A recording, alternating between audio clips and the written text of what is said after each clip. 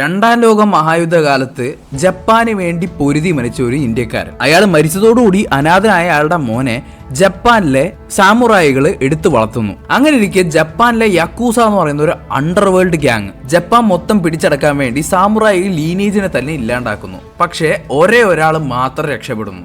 അവൻ ബോംബെയിലേക്ക് പോകുന്നു. ദേ കോളി മോജി എന്ന് പറയുന്ന ഒരു തെലുങ്ക് പടത്തിന്റെ തുടക്കമാണ് ഞാൻ പറഞ്ഞത്, ആ ഒരു ബേസിക് പ്ലോട്ട് പോയിന്റ്. ഇത് ഓൺ പേപ്പറിൽ എത്രത്തോളം കിടിലാന്ന് നിങ്ങൾക്ക് ഇപ്പൊ തന്നെ മനസ്സിലാക്കി കാണും. പക്ഷെ ഇത് ഓൺ സ്ക്രീനിൽ എത്രത്തോളം സെറ്റായി. ഏറ്റവും ആദ്യം തമ്മന്റെ ബാക്ക്ഗ്രൗണ്ട് മ്യൂസിക്.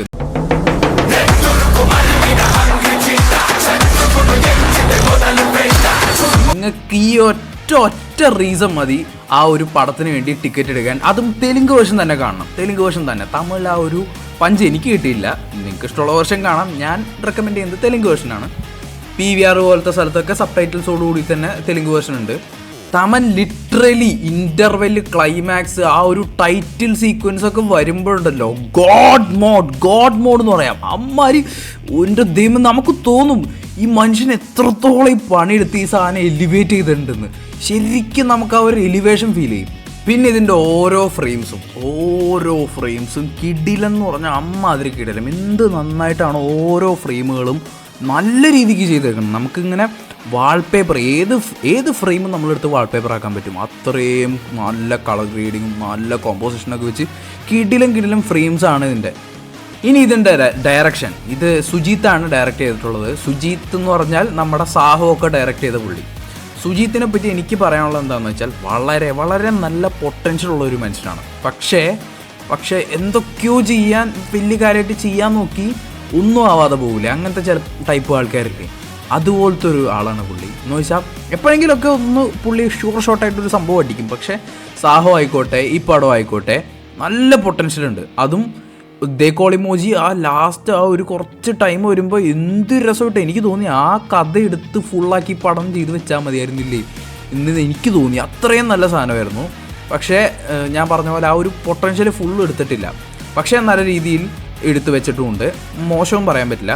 പിന്നെ സുജീത്ത് അഫ്കോഴ്സ് പവൻ കല്യാൺ ഫാനാണ്. അപ്പോൾ പവൻ കല്യാണിൻ്റെ ഒരു പക്ക മാസ് പടമാണ്. ഞാൻ ഇരുന്ന് കണ്ടത് ഫുൾ പവൻ കല്യാൺ ഫാൻസിൻ്റെ ഇടയിൽ, പക്ക തെലുങ്കന്മാരുടെ ഇടയിലാണ്. അപ്പോൾ നല്ല രസമായിരുന്നു. ടൈറ്റിൽ കാർഡും അങ്ങനെ കുറേ സാധനങ്ങളൊക്കെ വന്നപ്പോൾ ഇൻ്റർവെല്ലൊക്കെ എന്ത് രസമായിരുന്നു എന്നറിയോ. ആൻഡ് പവൻ കല്യാൺ, നിങ്ങളൊരു സാധാരണ തെലുങ്ക് സിനിമേനെ പറ്റി വലിയ പിടിയില്ലാത്ത ഒരാളാണെങ്കിൽ പവൻ കല്യാണെ പറ്റി അങ്ങനെ ഡീറ്റെയിൽ ആയിട്ട് അറിയുന്നില്ല. ഞാനൊരു കാര്യം പറയാം. നമ്മുടെ ഇവിടെ ജാപ്പനീസ് മാങ്ക, ആനിമെ ഇതൊക്കെ ട്രെൻഡ് ആവുന്നതിനേക്കാളും മുമ്പേ 2000-2001 കറ്റാന ഫൈറ്റ്, കുങ്ഫു, മാർഷൽ ആർട്സ് അതുപോലത്തെ സാധനങ്ങളൊക്കെ പടങ്ങളിൽ ഉൾപ്പെടുത്തിക്കൊണ്ടിരുന്ന ആളാണ് പവൻ കല്യാൺ. പുള്ളി ചെറുപ്പം തൊട്ടേ ഒരു മാർഷൽ ആർട്സ് ഫൈറ്ററാണ്. പുള്ളിക്ക് കത്താന ഫൈറ്റിങ്ങും അറിയാം. ഈ കത്താന എന്ന് പറയുന്നത് വലിയൊരു സോഡ് കൈൻഡ് ഓഫ് സാധനമാണ്, ജാപ്പനീസ്. അത് അത്യാവശ്യം അനിമെ അല്ലെങ്കിൽ അതുപോലത്തെ വലുതൊക്കെ കാണുന്നവർക്ക് മനസ്സിലാവും. അത് വളരെ കിടിലിനൊരു ആയുധമാണ്. അപ്പോൾ അതിന് നല്ലൊരു ഫിറ്റ്നസ്സും കൂടി വേണം. പുള്ളി ചെറുപ്പം തൊട്ട് അത് ചെയ്യുന്നതാണ്. ആൻഡ് ഇതിൽ നല്ല രീതിക്ക് കത്താന ഫൈറ്റ്സ് ഉണ്ട് ഇഷ്ടം പോലെ. പിന്നെ പവൻ കല്യാൺ എന്ന് പറയുന്നത് തെലുങ്കിൽ ആ ടൈമിൽ 2000 ഞാൻ പറഞ്ഞത് 2000-ൻ്റെ ആ തുടക്കത്തിൽ കറ്റാന ഫൈറ്റിങ്ങും കുങ്ഫു, മാർഷൽ ആർട്സ്, കരാട്ടെ പോലത്തെ സാധനങ്ങളൊക്കെ ഫേമസ് ആക്കിയ ഒരാളാണ്. പിന്നെ പുള്ളി അഫ്കോഴ്സ് സ്റ്റണ്ട് കൊറിയോഗ്രാഫർ കൂടിയായിരുന്നു. പക്ഷേ ഇപ്പോൾ പുള്ളിക്ക് നമുക്കറിയാം, പുള്ളി അത്രയും വലിയ ഫിറ്റ്നസ്സോ കാര്യങ്ങളൊന്നും ഇല്ല പുള്ളിക്ക്. പണ്ടത്തെ കുറേ ഫോട്ടോകളൊക്കെ എടുത്ത് ഇപ്പോൾ ഖുഷിയും പുള്ളി അതുപോലത്തെ ബദ്രി പോലത്തെ പടങ്ങളൊക്കെ ഇങ്ങനെ എടുത്ത് കണ്ടു നോക്കിയാൽ നമുക്ക് മനസ്സിലാവും ഇയാൾ എത്രത്തോളം ലുക്ക് ഉണ്ടായിരുന്ന മനുഷ്യനാണെന്ന്. ആൻഡ് ഒരു ഇടയ്ക്ക് വെച്ച് പുള്ളി പൊളിറ്റിക്സിൽ ഇറങ്ങുകയും ലുക്കും ഫിസിക്കും ഫിറ്റ്നസ്സും ഒന്നും നോക്കാതെ ആവുകയും. അഫ്കോഴ്സ് പൊളിറ്റിക്സിൽ ഇറങ്ങുമ്പോൾ അത് ഉണ്ടാവുമല്ലോ. അങ്ങനെ ഇപ്പോൾ ആയിക്കൊണ്ടിരുന്ന ഒരാളാണ്. അല്ലാതെ നമുക്ക് അയാളെ കുറ്റം പറയാൻ ഒരു രീതിയിലും പറ്റില്ല. അഫ്കോഴ്സ് പലപ്പോഴും പല സീനുകളിലും എലിവേഷൻ ആ ഒരു കിട്ടേണ്ട മാസപ്പീൽ കിട്ടുന്നില്ല നമുക്ക്. പക്ഷെ പല രീതിയിലും നമുക്ക് ആ ഒരു സ്പാർക്ക് ചില സമയത്ത് കിട്ടുന്നുമുണ്ട്. ഒരു ഓവറോൾ ഇയാളുടെ പെർഫോമൻസിനെ പറ്റി പറയുകയാണെങ്കിൽ അത്യാവശ്യം നന്നായിട്ടുണ്ട്. പക്ഷെ ഭയങ്കര മോശമല്ല. ഒരു ആവറേജ് കൈൻഡ് ഓഫ് പെർഫോമൻസ് ആണ് പുള്ളി ഈ പടത്തിൽ മൊത്തം. പിന്നെ അഫ്കോഴ്സ് സാഹോ ഒക്കെ കണ്ട് ഇഷ്ടപ്പെട്ടവർക്ക് അല്ലെങ്കിൽ ജസ്റ്റ് കണ്ടിരിക്കുന്നവർക്ക് ചെറിയ രീതിയിലുള്ള സർപ്രൈസസും കാര്യങ്ങളൊക്കെ ഉണ്ട് പടത്തിൽ. പിന്നെ പടത്തിൻ്റെ സ്റ്റോറി ഞാൻ പറഞ്ഞല്ലോ. അപ്പോൾ പടത്തിൻ്റെ ആ ഒരു പടം ഫുള്ള് ആ ജാപ്പനീസ് കൾച്ചർ ഭയങ്കരമായിട്ട് ഇമ്മേഴ്സ് ആയിട്ടുള്ളൊരു സംഭവമാണ്.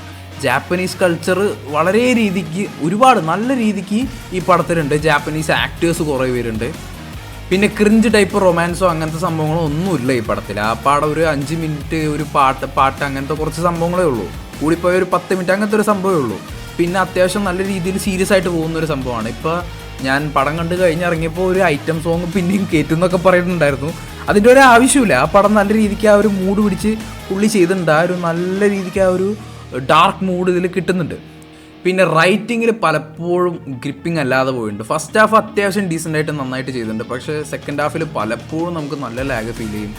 വളരെ വളരെ നല്ല ലാഗ് ഫീൽ ചെയ്യും. പിന്നെ എന്തൊക്കെയോ കാണിക്കുന്ന അങ്ങനത്തെ ഒക്കെ തോന്നും നമ്മൾക്ക്. കാരണം പതുക്കെ അങ്ങനെ നമ്മൾ ബോറടിച്ച് ഇങ്ങനെ ഇരിക്കുമ്പോൾ പെട്ടെന്നൊരു ബാങ്കർ വരും. അങ്ങനെയാണ് ആ ഒരു ഒഴുക്ക് പോകുന്നത് ഈ പടത്തിൻ്റെ.